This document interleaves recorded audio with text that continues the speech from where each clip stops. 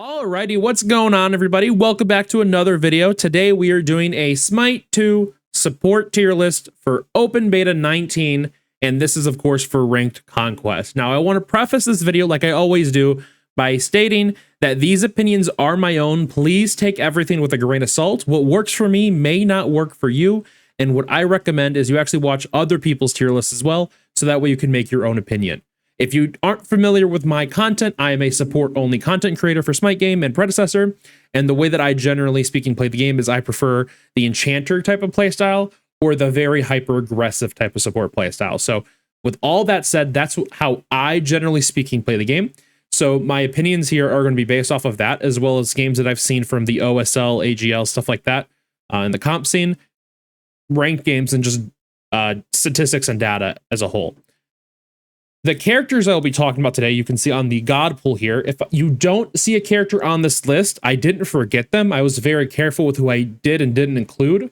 I only included characters that are A, traditionally seen in support, or B, characters that I have personally played in support in this current patch, or have seen enough of that I can make an opinion on them. So we'll see some staples on here, like obviously like Ares or Bacchus, but also some non-traditional characters like Scylla or Thor, who are still generally speaking good, but we'll talk about those later. Anyway, with all that said, let's go ahead and get into this tier list. We will be going through this alphabetically. When I put them on this list, S through D, this will also be alphabetically. It won't be like left is better, right is better. No, it's just gonna be alphabetical to keep things easy. I've also explained my reasoning for all the tiers here. You can see S tier is completely OP, must pick or ban every game because they can carry alone. A plus is not broken, but overperforming, very strong and can work with any comp. A is perfectly balanced, equal strengths and weaknesses, and works with most comps.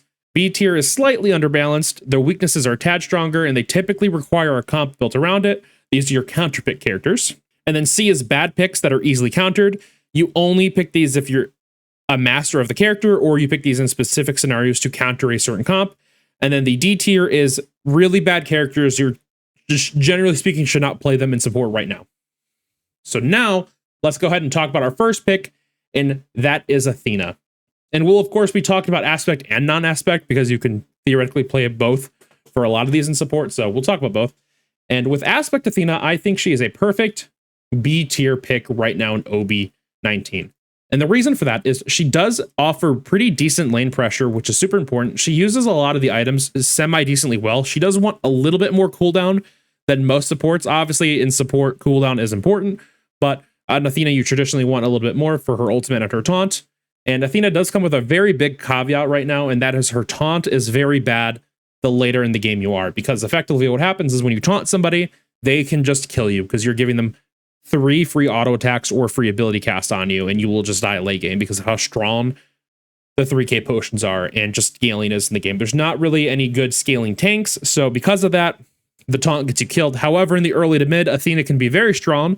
She has a global ultimate, which is always good. She can rotate super easily. You know, she's got tons of CC with that taunt. Her 3 does good damage. And overall, I think she's just a pretty solid B pick, right? I don't think she's very good. I think she's definitely underbalanced. I think she's a lot weaker than she is strong. So I think you can still play her, but I think she's a very solid B pick. Now, with aspect, I think her aspect is slightly worse in the support role. I'm going to put that in C tier. You can see that here. Now, again, I want to clarify that with the aspects, you don't have to go the aspect. You don't have to not go non-aspect. But what I like about Athena aspect is it lets you go to the enemies instead of the teammates.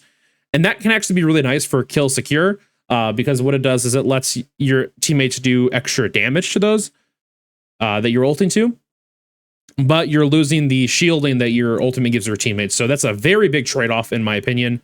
And it's not entirely worth it in support. That shielding and the protections you're giving your teammates are very important. So I think that this is slightly worse than base Athena, but you can still definitely play it, especially if you're a really good Athena.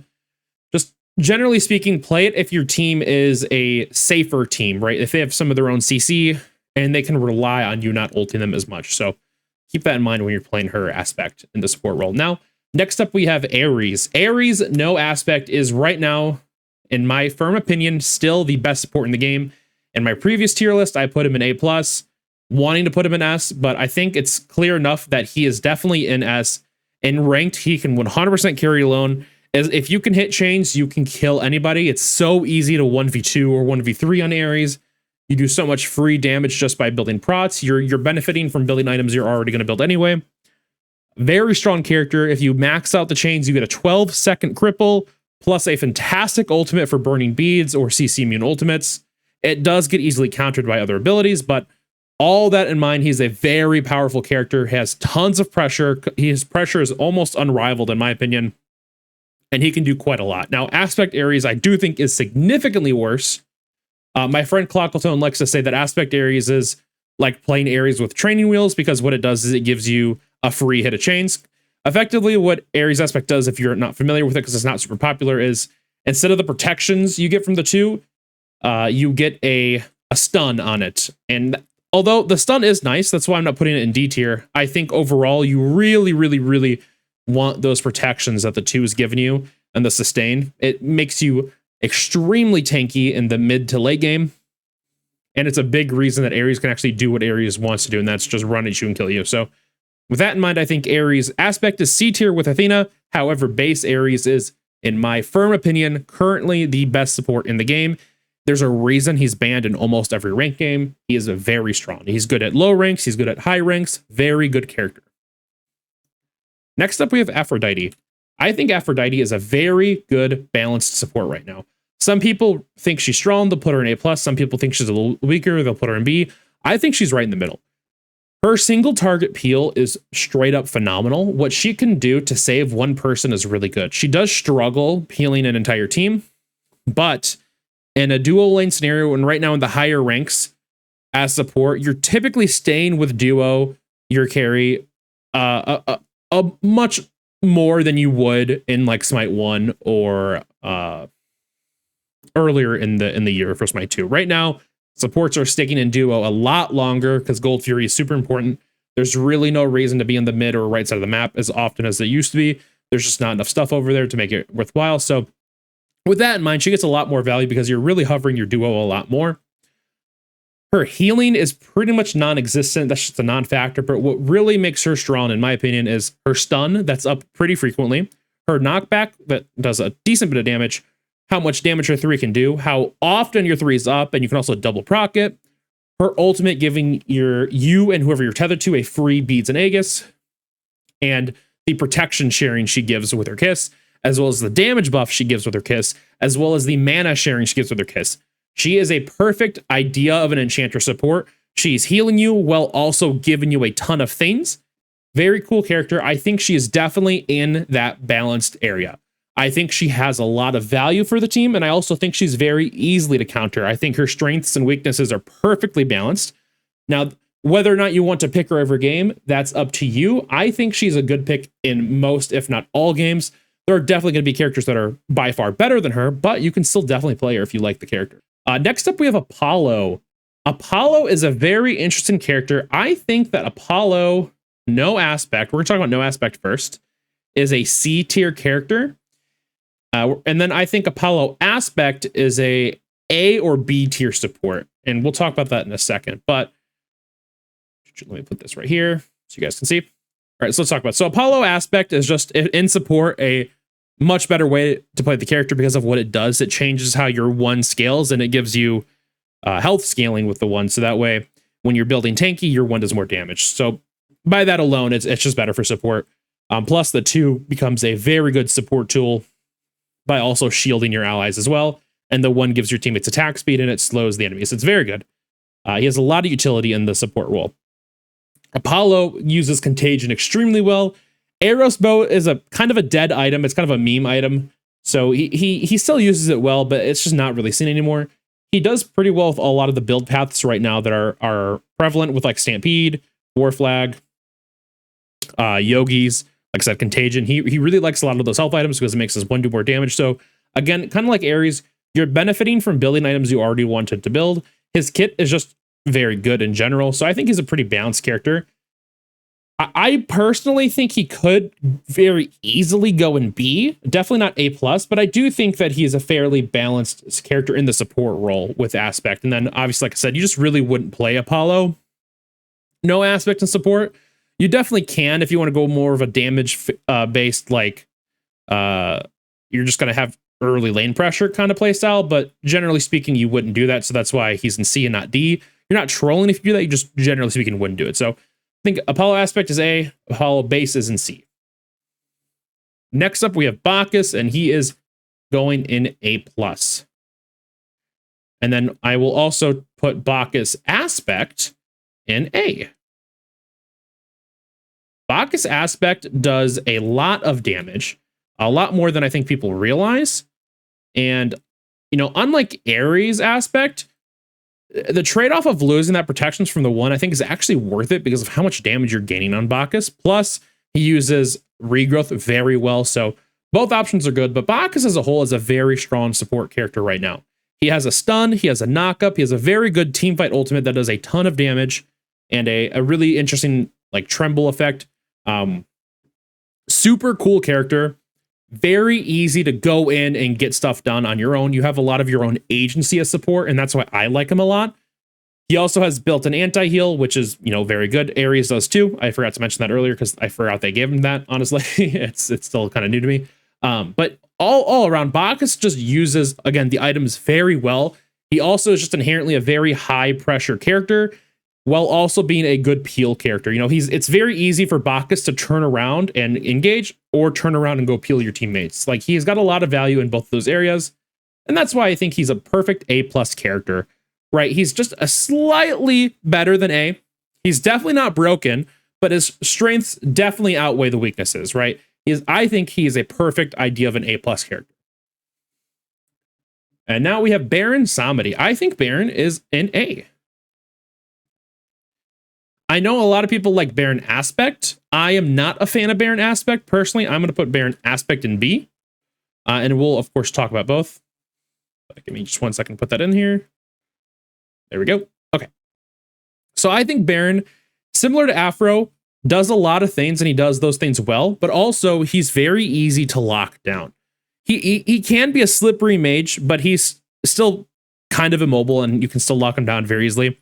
If you have good coordination. But overall, Baron does a lot for the team. You know, his root is very strong. I think his heal is really good. And that's one of the biggest reasons why I don't super love Aspect Baron, because I think losing that heal just isn't worth it. You're gaining a ton of damage, but you really do notice the loss on the heal for your teammates. And I think that is just not as worth it. And plus, it gives them movement speed and it closes slows. I just, as a support player, I prefer that playstyle a lot more. So that's why I put his aspect a little bit lower, but both are very good. I think he's a little underrated right now. I know a lot of people aren't the biggest Baron fan, but you know, if you can hit your shots, like if you can hit your 3, that's a guarantee to every team fight. You're going to heal your teammates for at least 200. That's going to everybody. And then, of course, like I said, if you hit your 3, they're also going to get that movement speed buff and that slow cleanse. And it's just, his team fighting is very strong. Plus, his ultimate is very good. And he is easy to lock down. So I think in that regard, similar to Afro, his strengths and weaknesses are perfectly in that balanced area. I don't think there's a situation where he's considered the best support by any means. I don't think he's considered a bad support by any means. I think he's right there in the middle, a balanced support pick. If you like enchanters, I highly recommend picking him up. He's a lot of fun. He's one of my favorite enchanters in the game right now, and I always have a good time on Baron, so highly recommend. He's a good A pick character. Now we have Bellona. Bellona definitely fell off in the support role. We're going to put Bellona base in C, and we're also going to put Bellona aspect in C as well. Actually, we're going to change that up a little bit. I think we're going to put base Bellona in D. Because realistically, Bellona is like one of the very, very, very few characters on this list that if you're playing her support, you are going aspect 100% of the time, because it's just simply better. The healing on the 3 is phenomenal. If you're going Bellona support, you're going aspect. You're not going base Bellona. Now, the reason she's in C and not higher, even though I just said the healing is phenomenal, is because a lot of her build paths are just not very good right now in support. She's a much better solo laner or even a jungler than she is to support. You're able to get those items a lot easier because they're very expensive, and you're just generally speaking not getting that much gold in support to make those builds worthwhile. Aerosbow, one of her best items in the support role with Aspect because it stacks with her 3, just is not in a good spot at all right now. Very hard to recommend any character that uses Aerosbow in a high spot because it's just not very good. That being said, as a gimmick build, it's still playable, and that's why I think she's in C. She has value. She definitely does not. She's definitely not unplayable.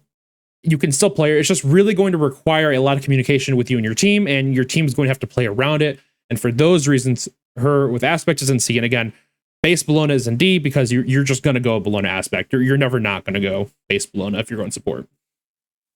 Cabrakan is an easy A+, similar to Bacchus.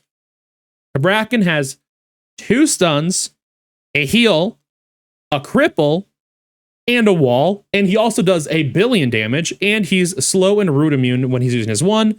He's super fast, tons of lane pressure, and he gives his teammates base mitigations. Very good character. He can also interrupt Ares' fire. He can interrupt Bacchus' burp. He can do a lot. He is a very good character, extremely tanky, super hard to deal with. Similar to Bacchus, he's very good at doing those 180s where you can look to engage or you can look to peel your team. He's a very good flex pick, right? Where you can pick him if you need a frontline tank, or you can pick him if you need a good peel character, or if you need somebody that can flex between both of those.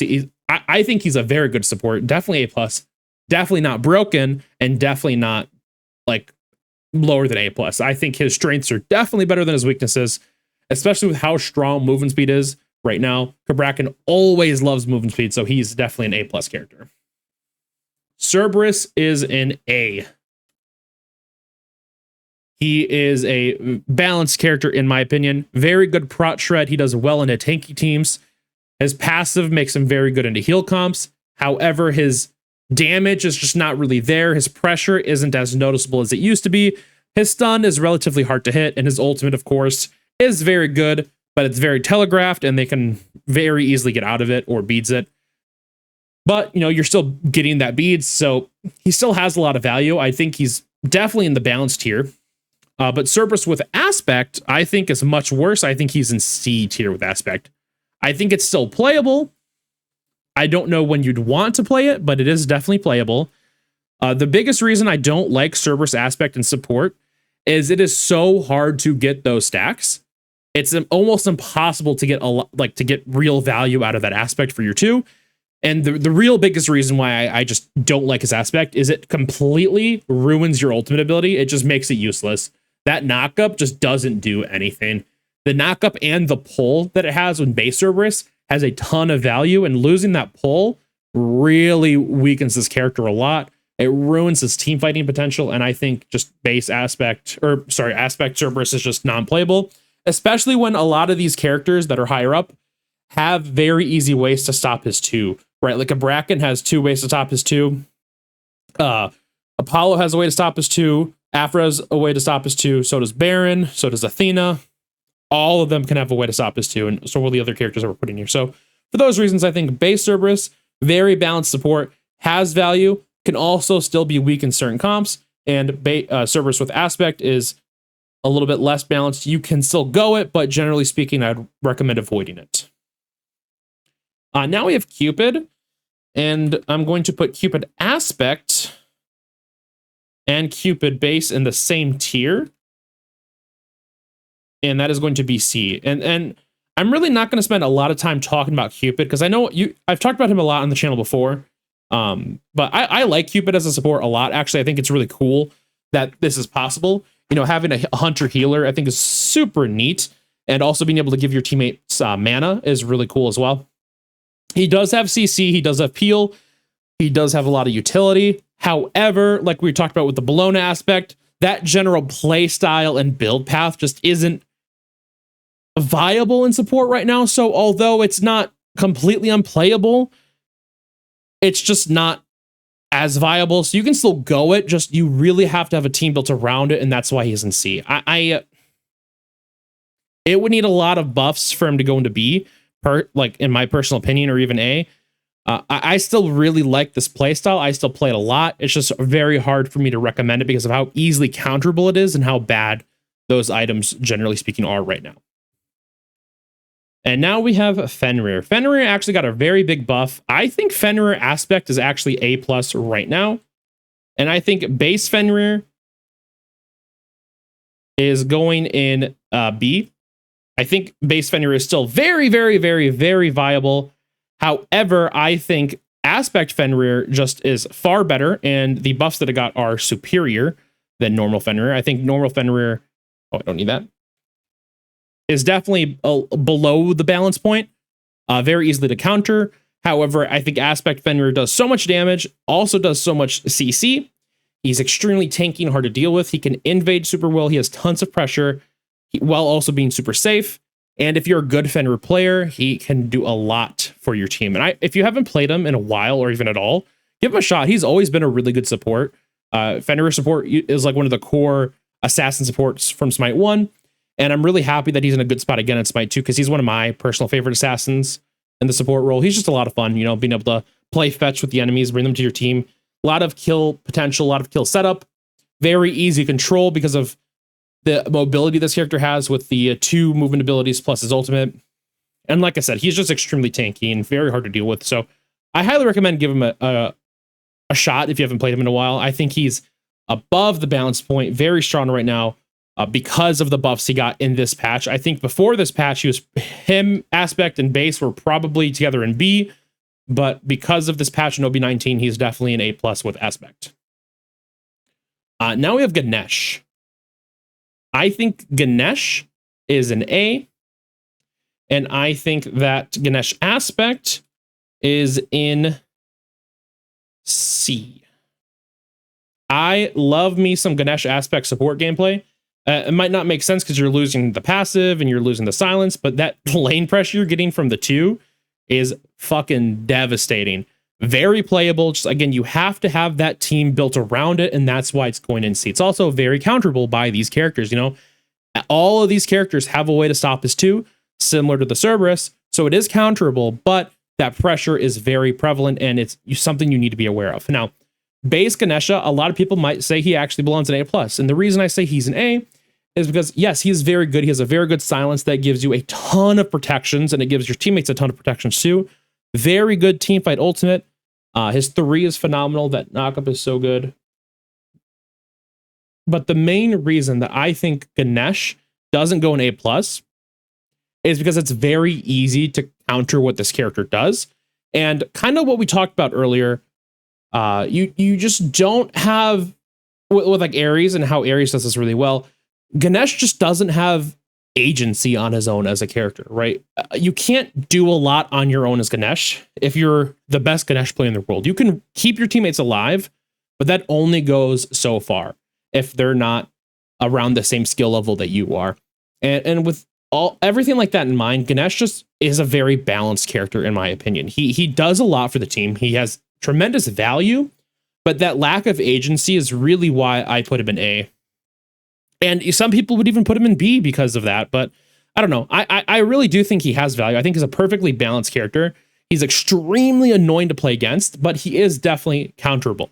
One of my favorite things about Ganesh is his 2 does make him knock-up immune, or sorry, displacement immune, meaning you can actually completely ignore the Ares pull. That's a fun fact. But yeah, so there's a lot of things about Ganesh that are super cool.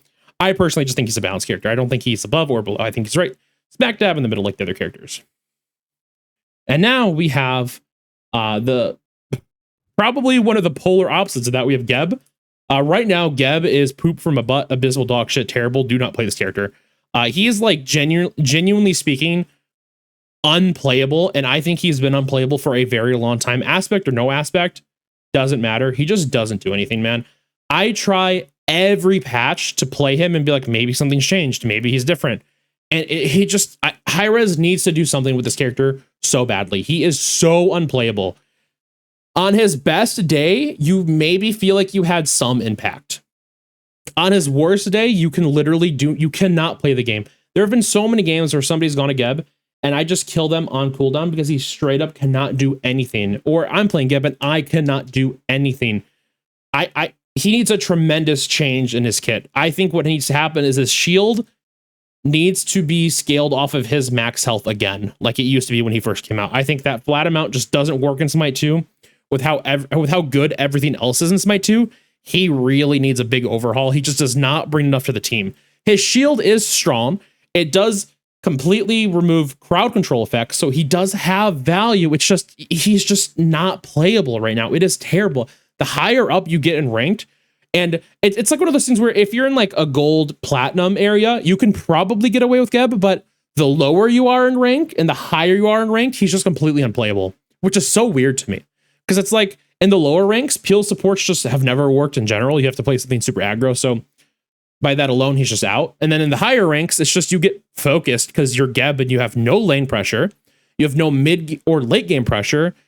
And once your shield's gone, your entire value as a character is gone, right? And Smite 1, he had a lot more value because he just did a lot more damage. And his shield was just inherently better in Smite 1. So he definitely just needs a lot of love. I like Geb as a character. I was a big fan of him in Smite 1. So I think it's a shame how bad he is in Smite 2. It really sucks. I can never recommend him to you. And I don't like putting him in D tier, especially with the fact that we have like Cupid and Apollo higher than that. It just looks weird, right? And I'm sure you guys are going to agree with that. But if you've played Geb recently, I know for a fact you've felt what I'm saying, and he just feels useless. And that's why I put him in D. The trolling tier, just unplayable character right now. Now we have Guan Yu. And we have Guan Yu with Aspect. And those are both going in C tier. Guan Yu has just gotten nerfed to the ground. And his heal has like no value right now. His cooldown resets don't have a ton of value right now. I just, generally speaking, I'm not a huge fan of him anymore. I still like to play him, but he's lost a ton of his value. I think he's definitely playable. I think he's better than Geb in a lot of ways. I think he fits in the C tier really well right now. He still has decent pressure in lane, but again, a lot of these characters can just stop his pressure super easily. Like Ganesha is a big one. Bacchus can stop that pressure. Cabrakan is very easy to stop his pressure because they can all counter his 3. And yeah, the nerfs he's taken to his heal and his the cooldown resets are just, they make him borderline unplayable in support. If you're going to play Guan, he's just better in solo, in my opinion. But that being said, I still have a lot of fun on the character. He's still playable, just not nearly as viable as he used to be. And you know, he used to be like up here, and now he's down here. So that's saying something. So I think he fits down here perfectly. I'm going to catch some flack for this one, but I think Hades is right down there with him. I love Hades. I've really come around to Hades like recently. I've been playing a lot of him. I know a lot of my community members really like Hades support, but once you get past like, let me be clear. His level 1 is terrible. His level 2 is okay. His level 3 is pretty good. His level 5, phenomenal. And then after that, you're just like, very eh. He uses Prydwen extremely well. So does Fenrir. But you know, mid to late game, he just really falls off in value as a character. You know, other characters, if you're playing a character for like pressure in lane, there's just a lot of better options right now, especially when it comes to a ranged maged character. Like we'll talk about later, but like Scylla is a big one. She's very strong right now. But yeah, Hades, I don't know. I really do enjoy playing him. It's just his value just is very minuscule. His silence is a lot better than I think people realize. You know, his fear/silence. I think those are very strong tools that people are underutilizing. But overall, I do think that he is in the C tier because he is playable. But you really, really, really need that comp built around him because he does have some agency, but his agency doesn't make up for the lack of stuff that he has. And he has stuff in his kit. They're just not statted super well. So I think he's a C pick in support right now. And now we have Hecate. I think Hecate is a little bit better.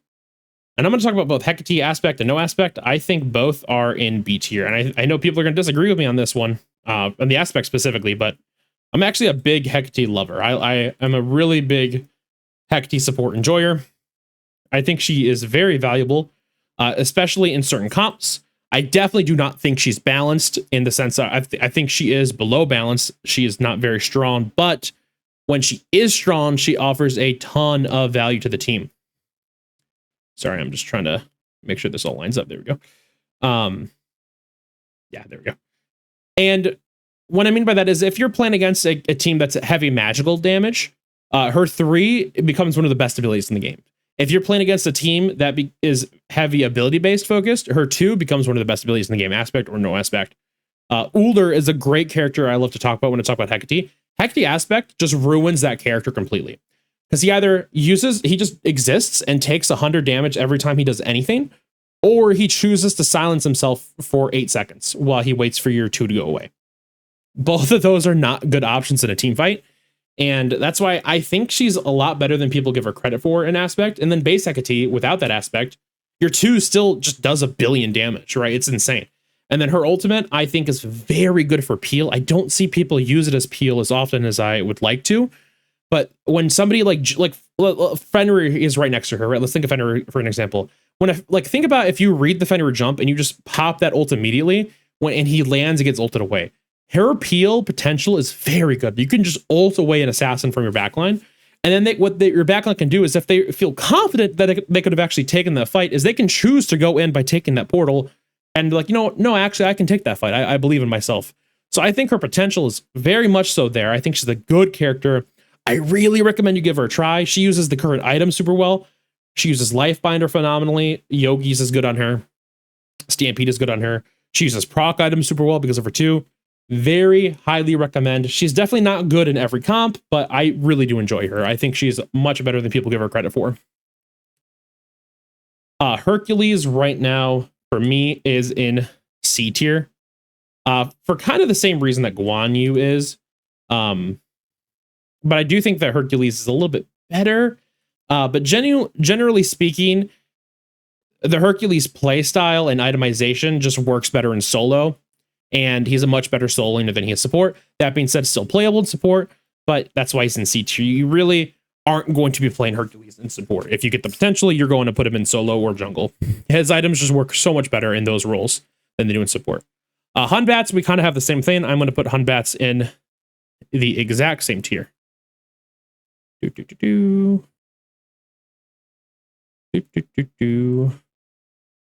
we go. Okay. And then we'll put the aspect there as well. There we go. All right. Now, after Hun Batz, we have Jormungandr. And I could talk so much about Jormungandr. I hate this character from a design standpoint. I think when they ported him over to Smite 2, they missed a huge opportunity. And they should have let the guy that literally eats the world eat people. I don't understand why Smite doesn't have a Tom Kench type character that can just eat people. Like, especially Jormungandr. I think if they made it so when he ults somebody, they just go in his belly, would have been so cool. I don't know. There's a lot with Jorm that I think they really missed the mark on as a support. The fact that they even called him a support in Smite 2 is shocking to me. His CC is not there. I really don't think he offers a ton of utility. I think both base Jorm and aspect are bad, but I do think that they're not as bad as these guys. Now, I know my community members are going to hate this, specifically King. I know he's going to hate this, but I think Jorm actually goes in B. I think he is better than C because he still does stuff, but he's so easy to shut down. And I mean, so easy to shut down.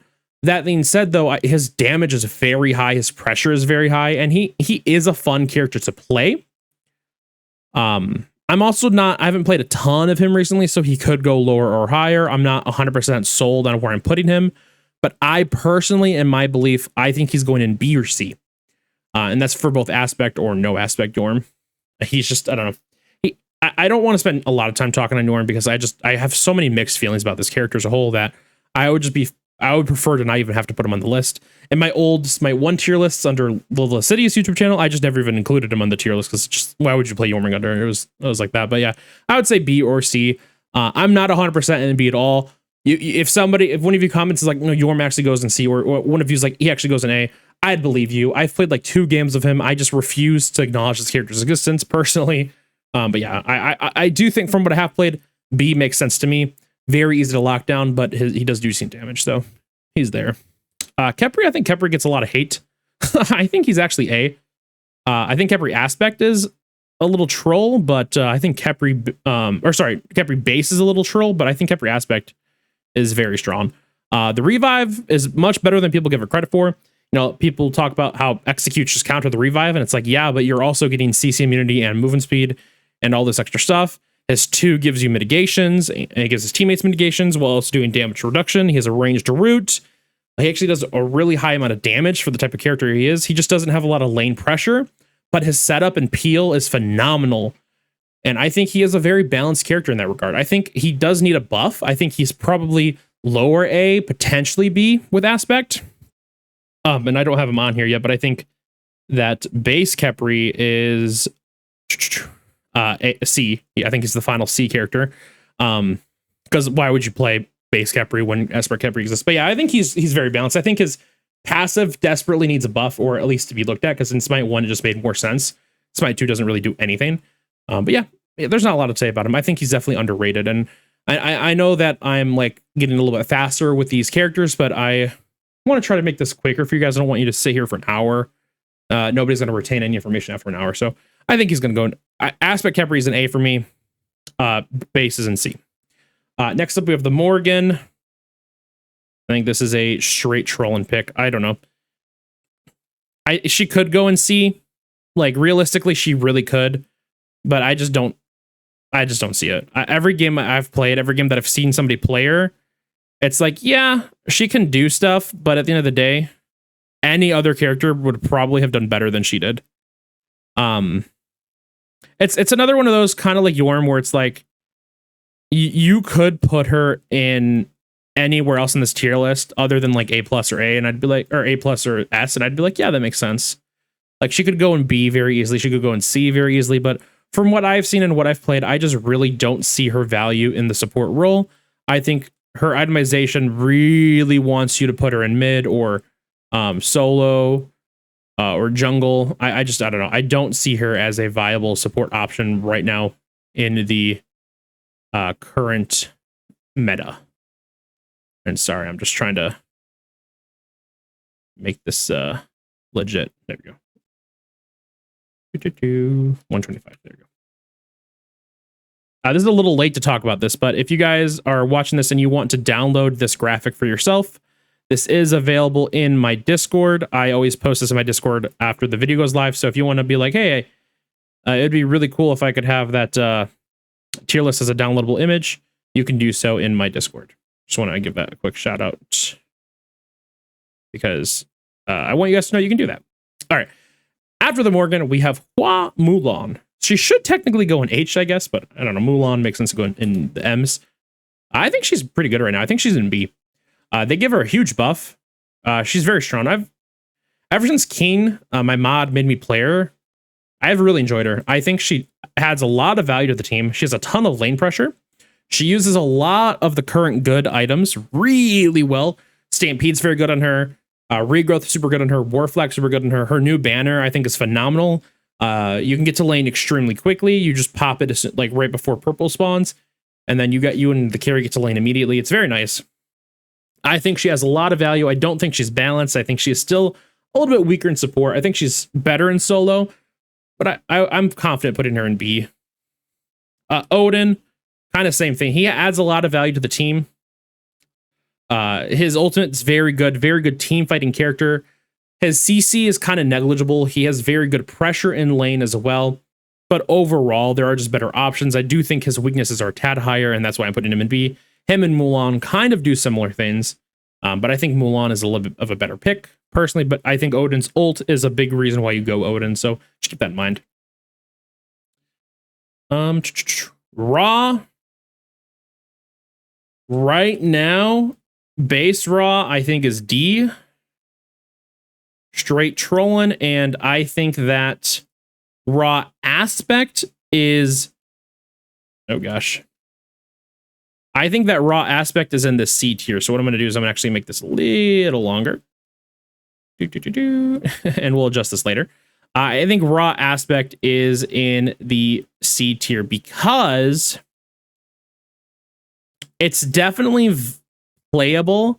However, it's really lost its viability. It's one of those playstyles where the healing is actually phenomenal, and he is currently, I think, statistically still the best healer in the game. The healing per second he can provide is higher than any other character.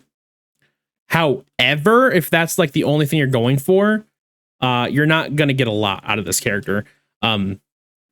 His lane pressure is very good. He does do really decent damage. He is super nimble and stuff like that. So you could realistically really make the argument that he goes in B tier.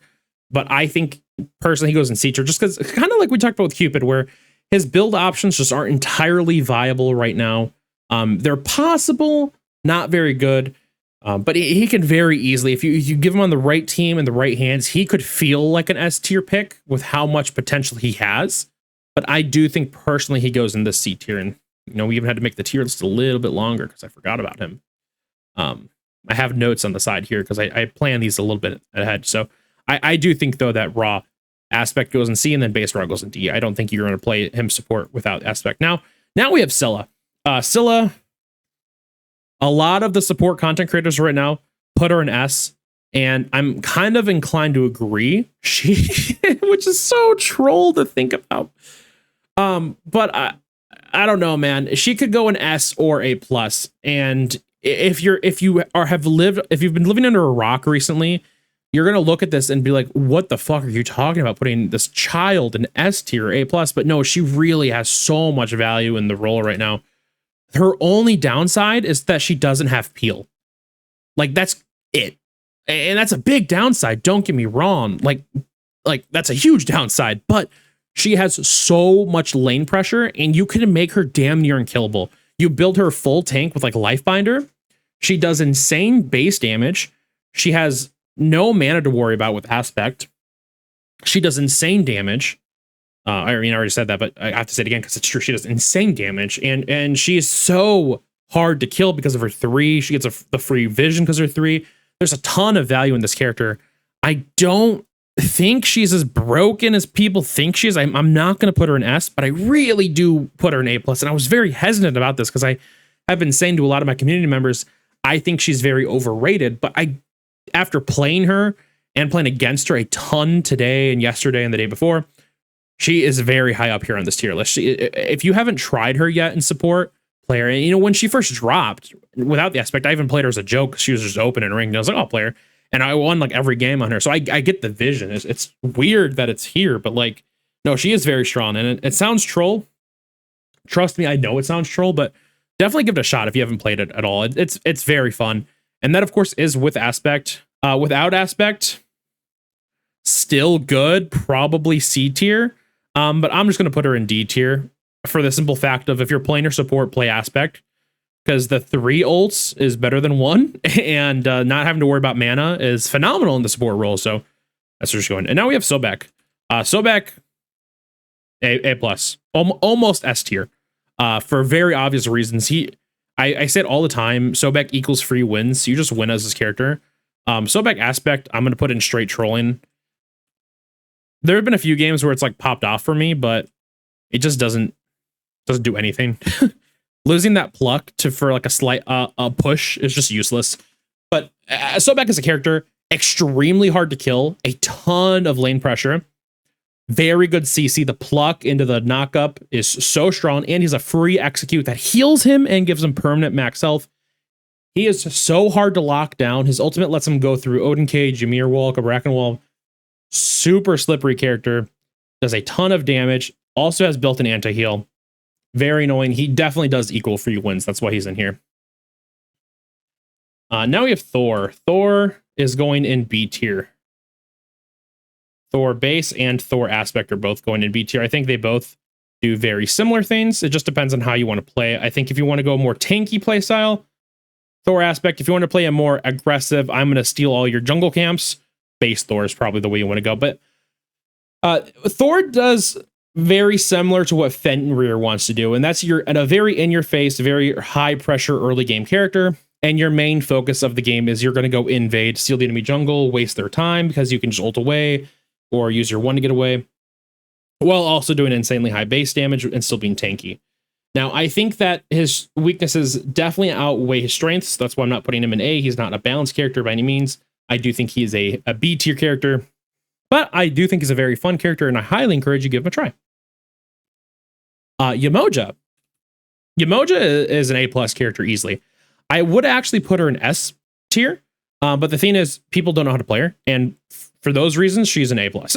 She definitely has the highest skill ceiling, in the support role. And honestly, in any god in the game, I think she still has the highest skill ceiling.